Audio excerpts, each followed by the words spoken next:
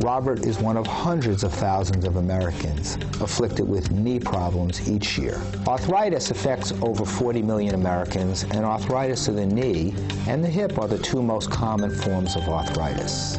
So the problem of arthritis and pain and deformity is massive. The solutions are there, but the solutions are not the same for every person. Some people require injections, some people require various types of surgery. But in the end, hundreds of thousands of patients do go on for joint replacement surgery, which relieves pain and gives function in well over 95% of patients. In fact, I tell patients that hip replacement and knee replacement are probably the most successful operations in history of all surgery, and they address one of the largest problems in this country, which are hip and knee arthritis.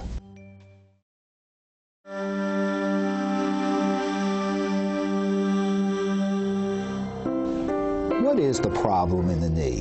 What happens to a knee in arthritis?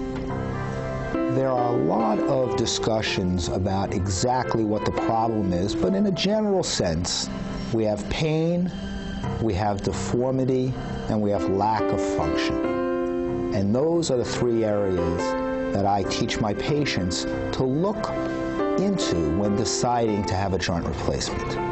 Pain is a huge issue and is one of the biggest problems. Function means how far you can walk and what type of activities can you do. And deformity means an angular problem. How does this happen? It happens because the surface of the knee joint, which is made of a soft cushion substance called cartilage, gets destroyed. Sometimes it gets destroyed because you had a previous injury. Either way, that destruction leads to an abnormal shape, causes more scarring of the knee, tightening of the ligaments and the muscles, loss of motion, increased pain, more deformity, and in the end, the patient gets to a situation where it can get intolerable, and some type of surgery can be helpful and in some sense required. Specifically related to hip arthritis, it is related to the loss of the normal gliding of the ball and the socket joint, and that will lead to loss of motion, inability to walk, and severe pain. The goal of the surgery is to rid you of that pain and to allow you to walk normally and function and return to your normal lifestyle and get your life back. Well, Robert originally came to me. He had an interesting story. When I started to notice I couldn't put my sock on very easily anymore. I couldn't cross my legs, so putting my sock on was a real adventure. And I'm like, oh, something's got to be going wrong. He had a hip replacement done at another hip center approximately 7 years before I saw him. He had a lot of difficulty walking. He can only really walk maybe up to 2 blocks before the pain kind of set in. His right leg, the one that was operated on, was 1/2 inch longer. It was like the bones were starting to, work against each other, and, the cartilage was just totally gone. He had tremendous amount of pain in his left hip and a tremendous amount of pain in his left knee. Patients just cannot tolerate the excruciating pain anymore. They're unable to climb steps. They're unable to walk more than 5 feet. They're unable to stand for any great lengths of time, and by the time they are ready to have this surgery, they are just suffering in so much agony that they cannot take it anymore. When you walk with pain, you remember every little inch, every little mile you walk, every little step, because the pain is there, and it just reminds you how much of a chore it is to walk. I walked every day of my life for the past 30 years, a half hour every morning. And I was unable to do that. I was unable to walk. I was unable to shop or walk downtown. I was unable to go on vacation because what would be the point? There was nothing I could do. I couldn't walk. I couldn't see anything. Before the surgery, just walking was very painful. I couldn't really climb like up steps easily without holding on to railings. Before the surgery, just generally feeling very uncomfortable. I had to take rests constantly, but mostly from pain. Eventually put me in a position where it was difficult to tie my shoes, difficult to sit down, very difficult to get in and out of a car. You know, basic, ordinary daily movements which, you know, everybody takes for granted. I couldn't go shopping. I could not walk in the mall. If I went a very short distance, I would have to sit down. And it was impossible. I had to sit on the benches and everybody walked around and I was just nothing. I couldn't do it. The pain was so bad. It was not a life I wanted to lead. I was sitting down a lot and doing nothing. My osteoarthritis got to the point where simple daily activities would cause a lot of pain.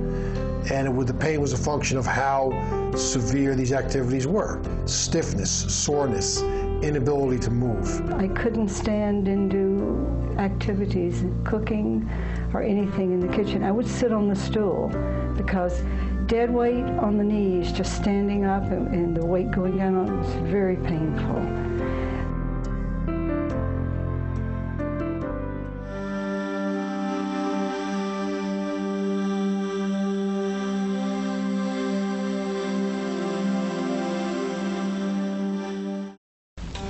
I tell people that there are 4 guiding principles to my practice, and they go by the acronym EIUS, E-I-U-S. The E stands for experience, the I stands for integrity, the U for understanding, and the S for skill. And I feel those are the 4 components that any surgeon needs to have for his practice and for his patients. Experience is a critical aspect of your relationship with me. The importance of experience can never be understated. The experience of both the volume of cases you do, the number of patients you have seen in the past. You need to understand that I have the experience of many years and many patients, previous disease and previous solutions that I bring to bear on your personal solution to solve your personal arthritis problem.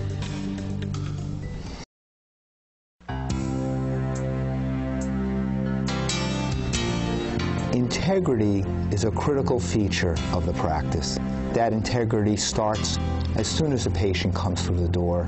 It is not only the integrity to be honest with the patient, but it also means the integrity to always do the right thing for the patient at all times. Whether that's before the surgery, helping them to make the decision for surgery, during the operation, always doing the right thing, after the surgery, making sure all their care is taken care of, and also the integrity to keep your training up, to keep state-of-the-art, and to keep very national in your understanding of the disease and what's for your patients. I will always do what is in your best interest. This includes putting in the right joint replacement, irrespective of any insurance, irrespective of any outside influences. You will always get the right treatment, the right implant, and the right result from me.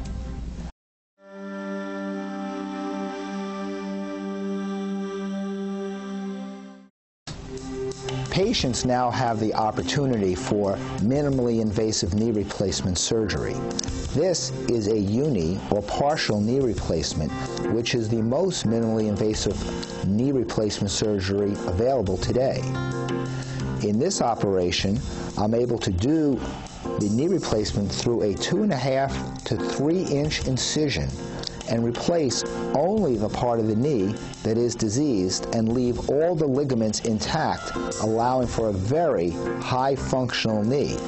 A standard total knee replacement, in comparison, replaces the entire joint, and that is much more invasive than the partial knee replacement, which represents a great advance and a very high level of function.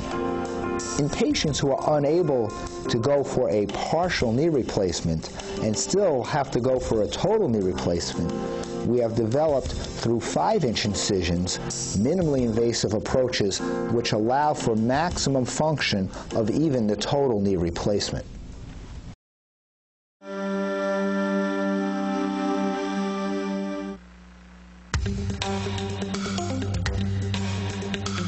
Hip replacement is the surgical procedure of the removal of the diseased femoral head and pelvic socket and resurfacing them with prosthetic implants.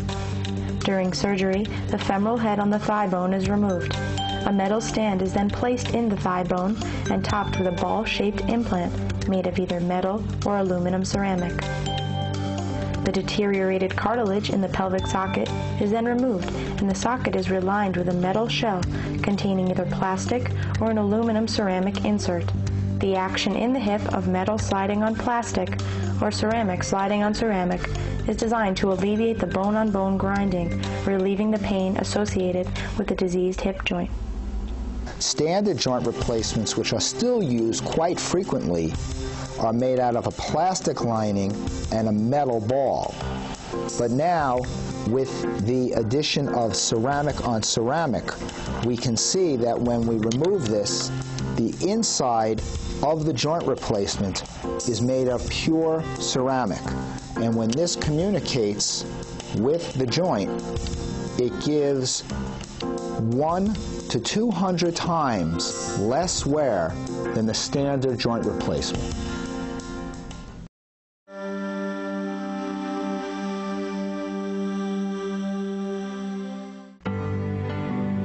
The most important part of the surgery comes before the operation.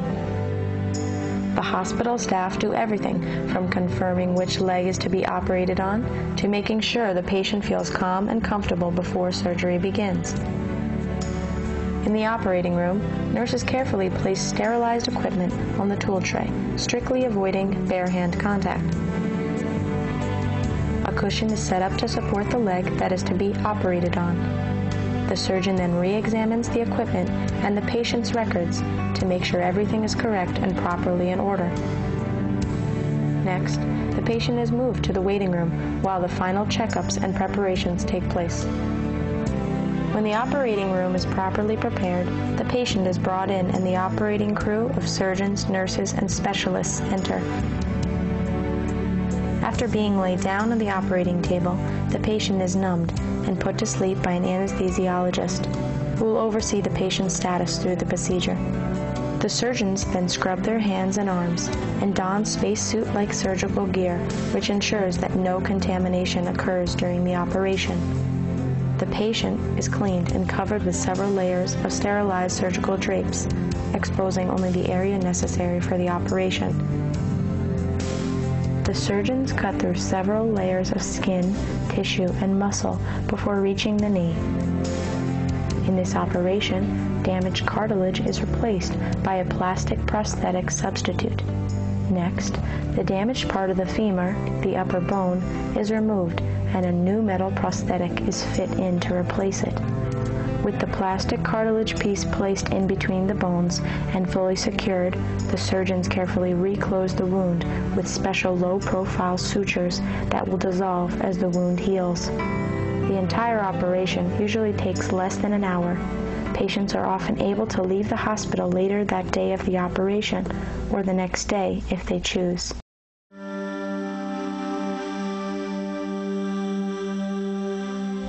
Understanding the patient's needs are a critical part of my philosophy. And I look at understanding on two parts. One is the understanding of the patient and the patient's needs. Not everyone who needs a joint replacement needs it for exactly the same reason. Some people need to go on to tennis. Some people just want to walk to the market. Some people want to be out of pain. And to understand what their pain and what their desires are all about are a critical feature. Also, a surgeon has to understand what is required in education and what is required all the time to keep state-of-the-art and to keep the skills on the highest level.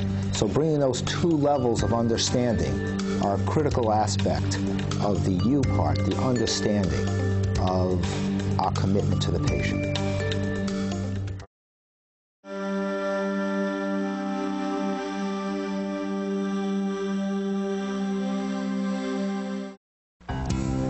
And the last part, and I save the best for last in a sense, is skill. Because in the end, people come for your hands and for the skill in putting in the joint replacement. Skill is a critical aspect of every surgeon's life. Without the highest level of skill, none of the goals of surgery can be met. But you don't get the skill without experience, integrity, and understanding. And that all comes together with intense training to know exactly how to put the joint replacement in every time. And the attempt to do it well is no longer an attempt, but almost an assurance that the patient knows that you have the skill to do what needs to be done for any part of their disease at all times. And that is a confidence that is very important for surgeons to have and for patients to understand that I have the skill to help them with their disease. I have the experience, the integrity, and the understanding, and those principles guide both myself and my entire practice for the good of our patients.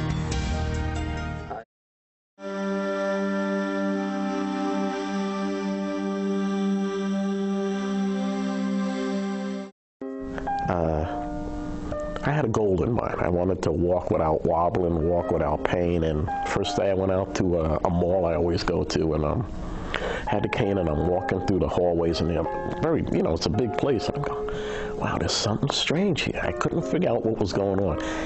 And I walked a little more, and I said, wow, man, this is weird. And what it was is I had no pain in my joints. When I first rode my stationary bike, I almost started crying because it felt so great to move without having any pain in my joints. I had a family member that had it with Dr. Kirschenbaum. The impact on her life, she was able to get back to nursing quite rapidly and be pain-free.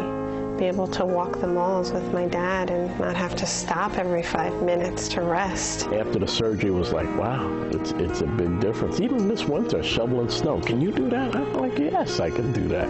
But before, I wouldn't even think about doing it because between the pain of the hip and the knee, it was just not even a thought. It really makes a difference. It made her happy, and she actually has disease in her other knee, and she'll be having that surgery soon. He had a great opportunity, he took advantage of it, and I think he's not looking back, and he's looking forward to a lot of years of a superior result. Actually, I'm very happy to be able to move and function and do any activity that I need to do right now.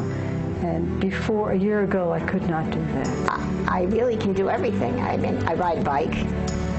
I walk, I shop. Now every day I'm on a recumbent bike exercising. I climb stairs for exercise. I swim. It's just the change that has occurred is incredible. So I'm able to do all the things that I go on vacation, do anything like that I want to do. I'm able to do that now, which I wasn't able to do in the past.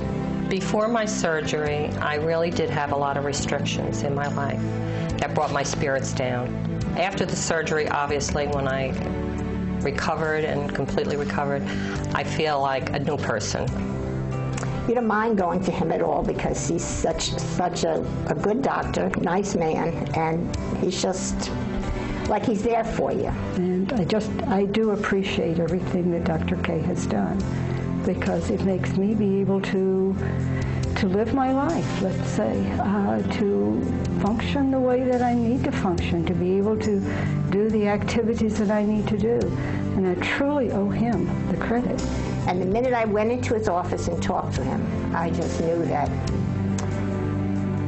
it's going to be okay. For me to say that my life has changed after the surgery it's an understatement. I mean, I just, again, thank God every day that Dr. Kirschenbaum did this fine work for me and has given me an opportunity again to have my life back. Our relationship starts when you call the office and we pick up the phone. You make that first appointment and we begin our relationship, because it is the relationship between me and you that allows us to make a decision to get you out of pain and to lead you to a normal lifestyle. I want you to know that I am here for you, that I understand that you have arthritis and you may need the services that I can offer. Patients that I have the opportunity to care for have an opportunity themselves, and the opportunity is to rid themselves of pain and to know and have the assurance that I can take care of their problem and lead them back to a normal life of activity and function and a pain-free existence. When you know that I am completely committed to your care, then you know you can trust that you will have a successful long-term result. There is nobody in my office, myself, the front office, the assistants in the surgery, who at all ever stray from our principles of caring for you. And let us take care of you, and let us take care of your problem. Every journey starts with the first step. So please call me so we can start that journey together.